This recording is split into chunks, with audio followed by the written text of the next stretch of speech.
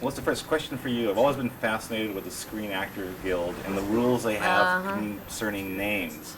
Melissa Joan Hart. I'm going to take a stab in the dark. Is there a Melissa Hart already in the union? Yep, there is. I think she's an older woman. Yeah. I think she's a Broadway actress. I'm not sure though. Now, well, a question for both of you.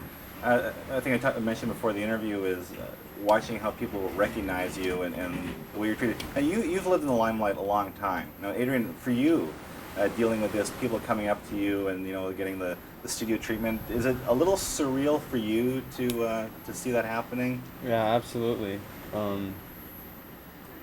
I can always, I don't know, I find a safe haven in Brooklyn where I live. Maybe I shouldn't reveal my secret places, but I could always escape there, and surprisingly, I'll completely forget about LA and the business, and I'll forget that I'm an actor sometimes, and it's great because then it's always new when you come back. I don't know if a lot of people realize that when you're underage, when you work in a movie, you have on-set tutors and you're taught that way, get a great education. But this movie, you're going to the prom and all that, and I was kind of wondering, how much of the high school life did you actually miss or not see? Well, I went to a junior high for 7th, 8th, and 9th, so that was kind of torture for me. That was what I consider my high school years. I didn't enjoy it very much. But then 10th grade, I went to a private school in Manhattan, which was really interesting. Everyone was kind of, it was professional children's school, so you got to kind of be yourself, and you're in New York anyway, so you get to kind of try different things and different styles and figure out who you are. But then 11th and 12th, I got tutored nonstop. Like that's all I did those years. I never even set foot on a campus, which is tough because you're not around peers. You're not around. You kind of lose the ability to communicate with people your own age, I think. And you're stuck with one teacher for 4 to 7 hours, whatever. So the things you learn are a little different. But I'd already had that kind of junior high, a little bit of high school. So that's kind of where I draw from. One thing about Hollywood right now, there are a lot of movies coming out that are aimed at people in their teens or in early 20s.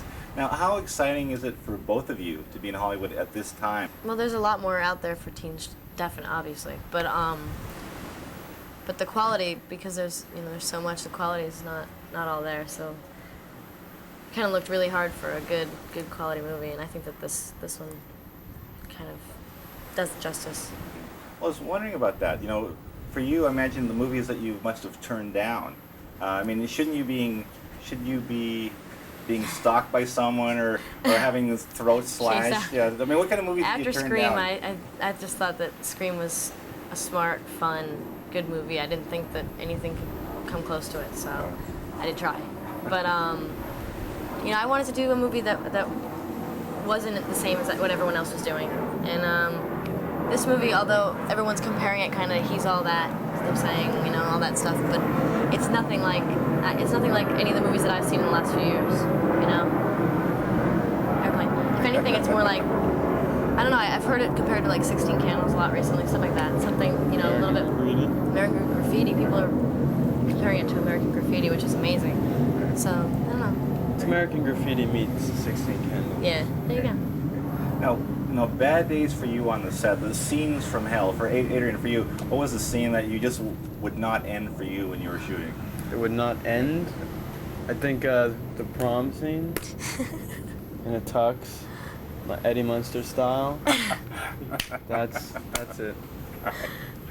And Melissa, the scene for you in the balloon. Don't tell me, was that balloon really in the air? Yeah. And what was going on? Yeah, we were in the balloon. That was wonderful. It was me and Steve Collins, who plays my dad, the director, I think a script supervisor, the DP, and the balloon guy. And that was it. And we were up in the balloon for about 2 hours, maybe not even that long.